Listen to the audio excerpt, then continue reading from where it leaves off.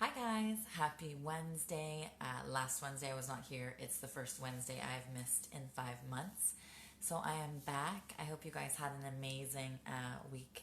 Not to say necessarily week off, but I had a week off. So hope you guys had a great week. I can't believe it's almost fall and the kids are almost going back to school. And this year is basically, I feel like, going way too fast. But for my lives, I'm going to do what I normally do, which is real estate updates. I'm going to do some question and answer with you guys, and I'm also going to do some happy news, okay? And then this weekend, if you guys are around, on Saturday morning at 10, I'm going to be on a street called Walpole, which is in Newmarket, and I'm going to be doing a virtual, not a virtual tour, but like a live tour. And it's a townhouse. There is just less than 1,400 square feet, not counting the basement. And there's a cute little like front yard with tons of privacy and trees and an interlocked patio and lots of parking. And you can jump on the 404 within like 2 minutes. And then at 12, I will be at 295 Cundles, which is a condo, and it's 2 bedroom plus a den. And it is just shy of 1,250 square feet. And she spent over 33,000 on upgrades. And there's locker, and a parking. I combine those. A locker and underground parking, and it's main floor, and it's got lots of quartz, 2 bathrooms ensuite, and huge closets and so forth. So that's on Saturday, and then Sunday I will be at 2 o'clock at 510 Lakeshore, which is deeded beach access. It's a log home, 3 bedroom, 3 bathroom, and it's listed for $629. The condo was listed for $4. Said that, and the townhouse I also don't think I said is listed for $699. So that's where I will be this weekend. Thanks, Melissa. You're still my earring person. Hi, Megan. I can't see on here. My earrings, I think I got them at Walmart. Okay, so everybody's different, obviously, in COVID. Some people are like doom and gloom and whatever, but I'm sure you've noticed some people are very innovative. So maybe you've been invited to, a wedding this summer, or you were supposed to get married. It's probably been postponed, or maybe now it's just like an intimate ceremony. So there was a couple, Melanie and Tyler, and they were supposed to get married this year in August. And they basically said, okay, 150 of you can't come, but parents and stuff can come. And then they actually wore their tuxedo and their wedding dress, and they went to a shelter. Obviously, they told the shelter ahead of time, and they donated all their guests' food to the shelter. So there was so much food that they actually were able to feed the shelter for 3 days, and it's a women's shelter, so it's all women and children. So I thought that was very innovative and cool, and I always like happy news and happy things. So that is that. Hi, Scotty. Happy live. Hi, Megan. I hope the kids are well. Always doing fun stuff with them. Okay, so the first question came from Julie and Greg and Angus. So it says, we love our house, but recently acquired some not so great neighbors. We want to sell, but are afraid they'll mess it up for us. What should we do? Thank you, Julie and Greg, for writing in. If you guys have any questions, you're welcome to write them in the comments, or you can email me throughout the week, or Facebook me or what have you. And if I don't have enough room on next week's Facebook Live, I will just answer you via email, or I will call you or text you or something. So it was Julie and Greg. Thank you for asking. So there's some different things you can do. I don't know if you know the routine at all. I don't know if, for example, they go out every Friday night, or if they're like there all the time. Or maybe, for example, you say like they're drinking in their garage with the garage open, and they're being kind of hysterical or making comments to you from 3 o'clock on, because that's when they're more drunk. Then you could just do showings in the morning. You could have no sign at the property, so they wouldn't know. You could list it and hold offers. So you could list it, say, for example, on a Friday, hold offers till Monday. So basically, by the time they kind of realize what's going on, you've already looked at offers. If, for example, your house is worth $650, do not list it at $6.99 and expect to be holding offers that Monday, because that's not going to work. So you would have to list it lower. Then you could get offers, 5, 6, 7, 8 offers, and then before your neighbors have noticed. But you could limit the times. So if they are more rambunctious in the afternoons or evenings, I would just say there was only showings, from 9 to noon or something like that. Maybe they're shift workers or something. And I wouldn't have a sign up to just not bring, attention to it. And that's basically all you can really do. Unless, they go to the cottage on the weekend and you only do weekends or something. Which is amazing, Megan, that I got them from Walmart. Hi, Bilo. Bilo, I was just talking earlier about people getting married today. Bilo is supposed to get married this year, but it's been moved to next year. Bilo, you should give all your food to a shelter. That's what somebody else did that I was just talking about. 3 days of food is huge, Scotty, but if you think of 150 people, minus their family, so maybe 10 of their family members came, so they had food for 140 people, and like multiple course. So when they just did it cafeteria style, they had lots of food. So thank you, Julie and Greg, for writing in. Okay, so I have a random question for you. Do you guys know what the most popular shoe is in the world? Not just in Canada. It's actually flip-flops, which I wear pretty much all summer. And the reason I'm saying that is because they're actually quite not good for the environment. So they're usually made of plastic, and they are guessing that a quarter of the plastics in the ocean are actually from flip-flops, which is crazy. So this company in California discovered or manufactured, or I don't know what the proper words would be, of how to make a flip-flop from algae. Okay, so they've patented and made this flip-flop, and it biodegrades in 4 months. So it doesn't mean like it's on your foot and it's like wasting away, but it means like if it goes to a landfill, then there's dirt and garbage and debris or whatever on top of it, that then within 4 months it'll biodegrade, just like if you had a compost in your backyard or whatever. So 4 months it biodegrades. They're also looking at making luggage tags, like they're normally plastic. They're looking at making yoga mats, and basically anything that's made with plastic they're trying to make from algae. So I thought that was cool. And car tires. They haven't done that yet, but they're hoping to do car tires. So we have another question from Candace from Barrie. She said, I know you believe a lot in going after your dreams and others going after theirs, but what do you think the main reason is people don't usually follow through with them? So thank you, Candace, for asking. Why do I think that people don't follow through with their dreams? Basically, it's comfier, it's safer. There's no fear of judgment. There's no fear of failing, of your ex or your sister or whoever, your neighbor, being like, yeah, I knew she wouldn't do it, or I knew he wouldn't do it. Maybe losing money, maybe whatever your dream is costs you $50,000 or something. So there's no fear of losing money, and it's just like a safety thing. And I don't remember who said it, but could be like Buddha or somebody. But somebody said like all of the best ideas in the world are in the graveyard, because basically people never act on them. So all the best, songs not sung, and all the best poems and books and movies not produced, and so forth. So I think it's just fear, judgment, and people being afraid. But even to me, to be honest, if you try it and you fail, or you try it and it's not what you thought, or it just doesn't work out like you planned, at least you tried, and you don't ever wonder, right? And you can adjust it and move forward and do it again if you want, or as opposed to just wondering what would have happened if I tried to make that movie, or tried to sing that song, or open that business, or whatever. So that is what I say. But thank you for writing in. Thank you, Megan.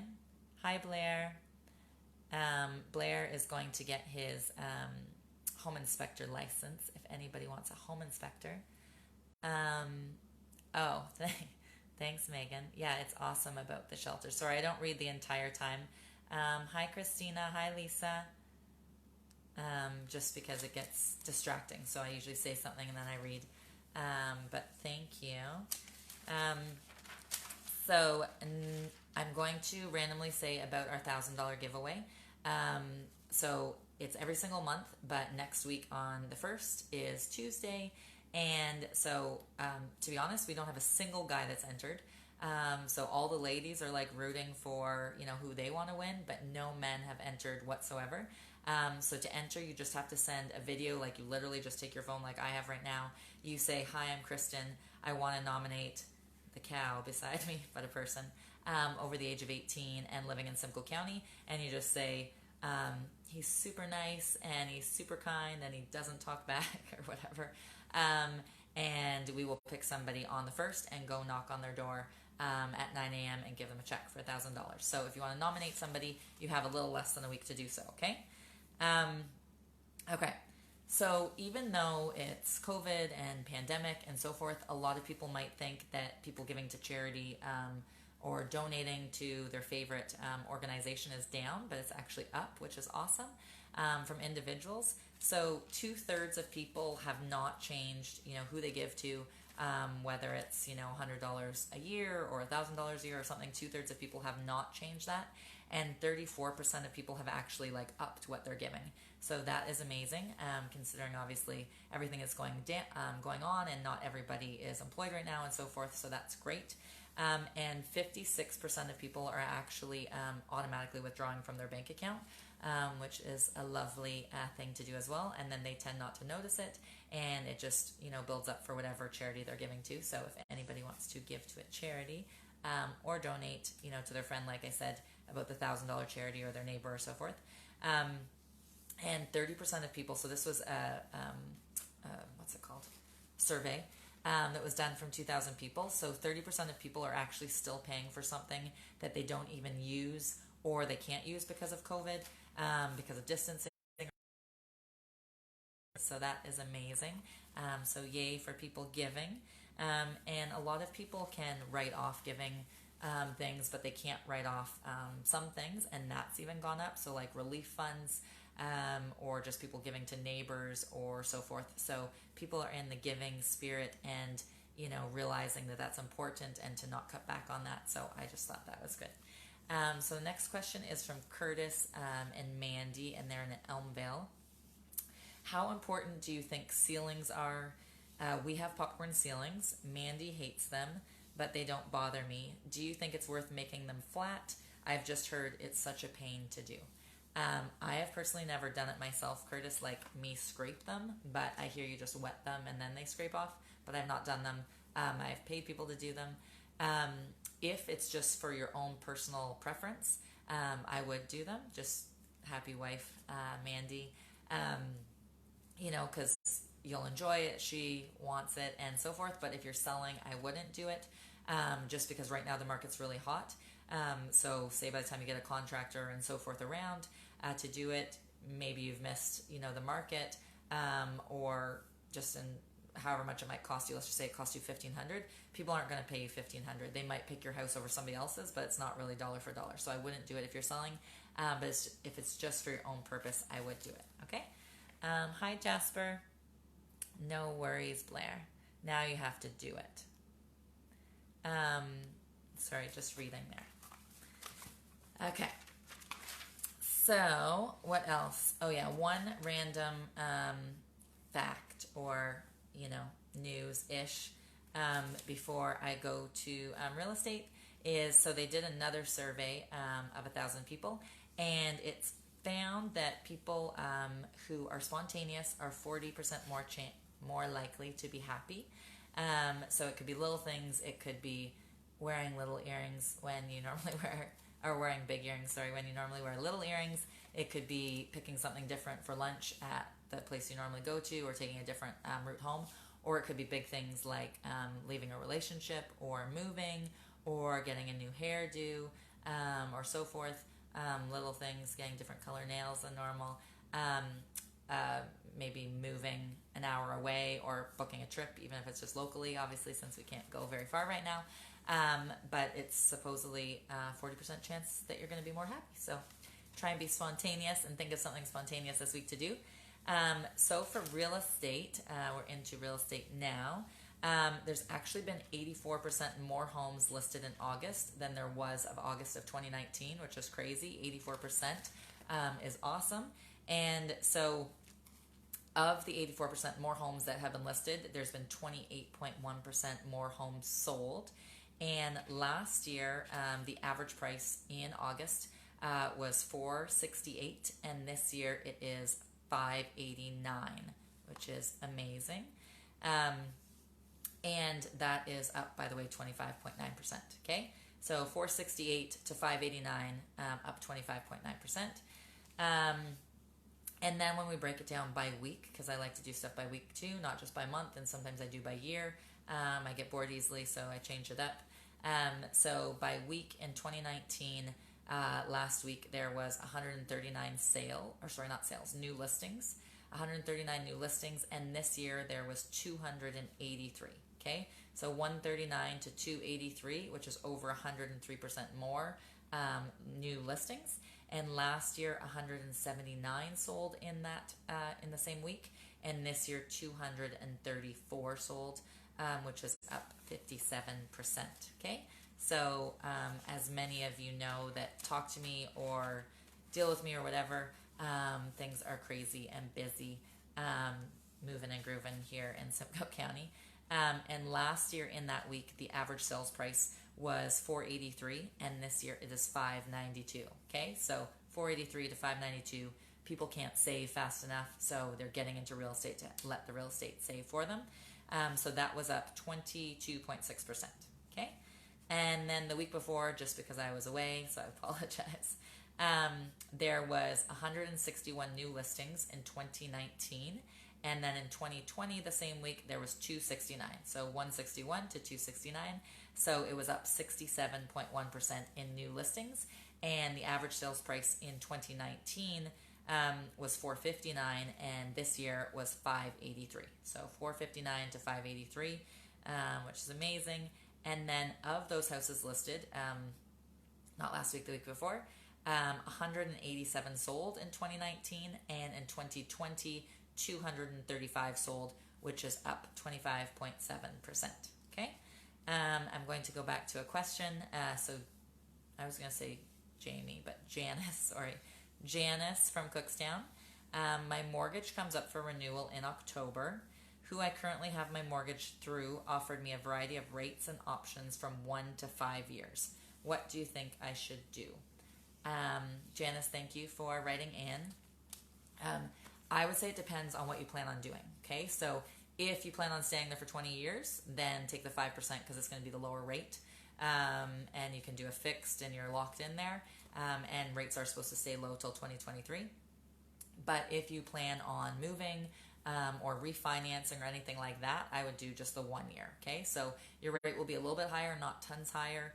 You'll barely even notice it every month. You won't even notice it at all, to be honest. Unless you're super numbers to the dollar. But if you want to refinance in a year, let's just say your house is worth $5 right now, and next year it's worth $580 or $590, then you can do that without a penalty. Whereas if you're locked in for 5 years, you're going to have a really big penalty. So it just depends what you're doing. If you plan on moving, if you have no kids right now but you're engaged and you live in a 1-bedroom condo, maybe you might be pregnant in a year and you might want to move. So I would just do a 1 year if you might think your family's changing, or you might want to in the last 7 days. There has been 61 new listings. 41 of those listings have conditionally sold. 51 sold firm, and 71 people got keys to their new properties and their new homes. 9 people decreased their price and 2 people increased their price. I know a lot of times people say to me, like, you can only go down, you can't go up, which is not actually true. And somebody just proved that because 2 people put their price up. So I did actually show one of the houses the other day. They were listed at $599 and they held offers, and now they're listed at $689. So obviously they held offers, they didn't like what they got, and then they relisted at $689. Okay, so it's not actually true that you can't go up, because you can go up. So just so you guys are aware, okay? Hi, Perry. Perry's in BC. 84%. Yes, Scotty, I know. It's crazy busy. Hence, people not sleeping that are realtors. And everything is just selling and busy. But it's an awesome market for people. So I had said Barrie in the last 7 days. That was freehold houses, okay? So it's no condo fees or anything like that. And then for condos in the last 7 days, there's been 18 new listings. 3 deals have fallen apart, which means somebody didn't get financing, or they didn't like their inspection, or they didn't like the status certificate, which is how much money the condo has in the reserve fund. So their money to do their windows or to redo their lobby or their pool or what have you. So those people backed out. Okay, so 3 deals backed out. 14 people conditionally sold, 17 sold firm, and 7 people got their keys, and 1 person was suspended. Okay, so people are still, flooding our market from Toronto. So they're getting out of Toronto, whether they just don't want to be there during, the pandemic or so forth, or they're realizing they can work from home. And they're not obviously all just coming to Barrie. They're going to Oshawa, Ajax, Burlington, etc., where it's cheaper to live. But I'm sure us locally are happy about it because then it boosts our sales price. If people are first-time buyers, it's not as happy for people, but there are back for statistics in Springwater in the last 7 days. There was 6 new listings, 12 homes conditionally sold, 9 people sold firm, and 7 people got their keys. And in Oro Medonte, so between Barrie and Aurelia, along the lake mostly, there were 17 new listings. 1 deal fell dead. 13 people conditionally sold. 20 sold firm. 28 got their keys, and 2 people expired. And so if, for example, I say 20 sold firm, but there was only 17 new listings, and you're thinking my math is wrong, it's just because there was only 17 new listings doesn't mean there wasn't older listings from last week, okay? On a bit of a side note, in relation to jobs that were new in August already, and there's 345,000 part-time jobs. And of like the service and goods industry, they said 93% of companies are back to how many employees they had before COVID, which is amazing. And I have one more statistics before our next question. Cottage this year, right, Melanie? It's weird calling you Melanie. I call her Schmelanie. I don't know why. So in ESSA, you missed your Springwater statistics, Mel, but you can watch this later. In ESSA, in the last 7 days, there was 6 new listings, 5 conditionally sold, 15 sold firm, 14 people got their keys, and 1 person canceled. And then in Innisfil, in the last 7 days, there was 12 new listings, people conditionally sold, and 22 people sold firm. 18 got keys, 1 expired, and 1 canceled. The next question is from Brad, and Brad's in Barrie. How long do you think it'll be a seller's market? It's a short question. Normally the questions are longer, but thank you for writing in, Brad. How long do I think it'll be a seller's market? I don't really know because obviously I've never lived through a pandemic before. So it depends if we get a second wave. So if we get a second wave, that'll obviously quiet things depending on how long it lasts and how severe it is. So I don't know. And I also don't know if there's another wave. Will CERB continue? Will it go higher? Will it increase? There's been certain things with, say, for example, the 75% subsidy that businesses are being given right now to like hire back people. So at first people had to be down 30% more than last year, and then they like open that up in different levels. So will they just let certain people get money and subsidy? Will they extend it longer? Will they give them more? Will they cut it off completely and then people can't pay their mortgage? I don't know. And same with people when their their deferrals are done. A lot of people's deferrals are already done. Some people have 6 months and it's only been 5 months. So certain mortgage, lending agencies, whether it's TD Bank or Royal Bank or Equitable or something, some of them don't use CERB as income. So maybe then people can't renew their mortgage. Their mortgage might be 5 years, so they are already 4.5 years, or so they have 4.5 years left. Or maybe their mortgage is 3 years, but happens to be renewing this fall. So there's like so many aspects of it. I can't really answer that, so I apologize. I'm sure that's not what you were looking for. But it just depends if there's a second wave. If there's not a second wave, I can answer it very easily. But because I don't know that, I can't answer. But thank you for writing in. Hi, Dad. Wave at my dad. Okay, so back to news. There's always been people, saying about leather and, it's bad, obviously, like killing animals. Um, and there's been like activists and vegan and so forth. But there is two fellows in Mexico, and they found a cactus that the leaves, if harvested every 6 to 8 months, actually makes like a leather. This is fake. It's from HomeSense. It makes like a fake product, fake leather, and it's called Deserto. Or desert. Oh, I guess it would be desert because it's from the desert cactus, not dessert. You can tell what I do is eat a lot of dessert. Desert. Oh, and they're already using it to make bags and jackets and car seats. Basically anything they were using leather before. So that is super cool that they are being, kind to animals and saving, animals and helping the environment. So that is the two fellows. I forget their names. I wrote it down somewhere. Adrian and Martin. The next question is from Jacqueline in Newmarket.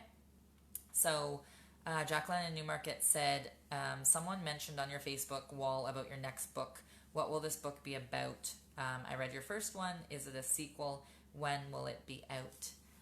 Thank you, Jacqueline, for writing in. It's not a sequel. It's actually about investing. So it'll be talking about, flipping houses. Should you flip houses? Should you hold on to it? Should you rent it, to people Airbnb, or should you rent it long term?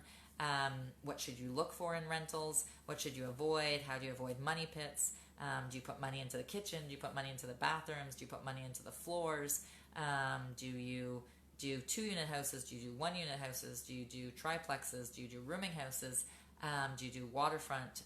So it kind of goes over all of that. So it's not really, the first one was more like life lessons and a little bit of an autobiography. This is definitely real estate investing. Okay, so thank you for writing in. Everybody's obviously been different during COVID. Some people are the doom and gloom monsters, and other people are being creative. There was a 14-year-old boy in Tennessee, and he decided that he was going to sell vanilla extract because it's quite popular, I guess, in Tennessee. And so he does it all himself. He got a website started. He does the labels. His mom drives him around and does the deliveries, and his younger siblings help him package it. And he's already sold over 600 bottles and donated all the money, which is just over $9,000, to his local food bank. So I just like when people are seeing positive and doing positive as opposed to moping around. So yay for the 14-year-old boy in Tennessee. And remember earlier I was saying about, for those, because I see people jump on and off, but I was saying about people that are giving more actually this year, charity-wise, even though not everybody has their jobs and so forth. But another, not another thing or person, but people that are still giving and giving tons and more this year is companies. So companies in North America have given over $3.4 billion. Billion. Is that backwards? Billion dollars with a B to charities since COVID, which is amazing, which is up 28% over last year. So yay for companies stepping up to the plate. And grants is also up 1.7 billion with a B dollars. So that's 46% up over last year, and they've given to or helped over 330,000 people who have got those grants. Okay. Hi, Bill. Hi, Devo / Devin. Hi, Tyler. Okay. So I'm not a gaming person. I had a Game Boy when I was a kid. But I have heard of Minecraft. I don't know exactly what it is, but I know I've bought my nephew some stuff that in the past. But there was a fellow, and he saw basically like in Facebook groups that people, he's a dad, that people were being bullied on Minecraft that were autistic. So people were writing like, hey, does anybody have autistic children who love Minecraft but are getting bullied? And he is on the spectrum himself, as, again, I mentioned, a dad. And his children are not autistic, but he just thought like, there obviously wasn't Minecraft back when he was a kid, but he would have loved it. So he actually made this whole platform called Autcraft, like autism, but Autcraft. And he basically quit his job, did that, he has all these volunteers that help, and it's just a safe way for children that are autistic to play Minecraft and not be bullied by anybody. So I like that. So this is a question from Stacy in Barrie. I've heard you talk before about your morning routine. My question has two parts. One, can you explain what your routine is? And two, I feel my kids always hijack my mornings. How can my routine be me time if they are constantly coming into my space? Thank you, Stacy, for asking and for wanting to start your day off on the right foot and positively. So what I do for my morning routine is I open my laptop and I have a YouTube tab. I keep all my tabs open and I just listen to, somebody motivational on YouTube. It could be, not to say old fashioned, but I mean, he's been around for decades. Tony Robbins. It could be Mel Robbins, no relation. Could be Gabby Bernstein or Rachel Hollis. It could be Gary Vaynerchuk. It could be like Sadhguru. It could be anything or anyone, I should say. And I do and I like move my torso and do stuff, and I do squats. So I do that while I listen to that, and then I turn that off and I actually sit in this chair, and I have two journals that I write in. I have like stacks of them, but they're full. So these are my two current ones. And in the one I write, I'm grateful, and I say I am grateful for whatever happened the day before. Little things, it's not big things like I'm grateful for winning the lottery or anything like that. Just I'm grateful for the great service I got at the bank, or for the adorable little girl that smiled at me in front of me at the grocery store, or for the nice call I had with my friend or whatever.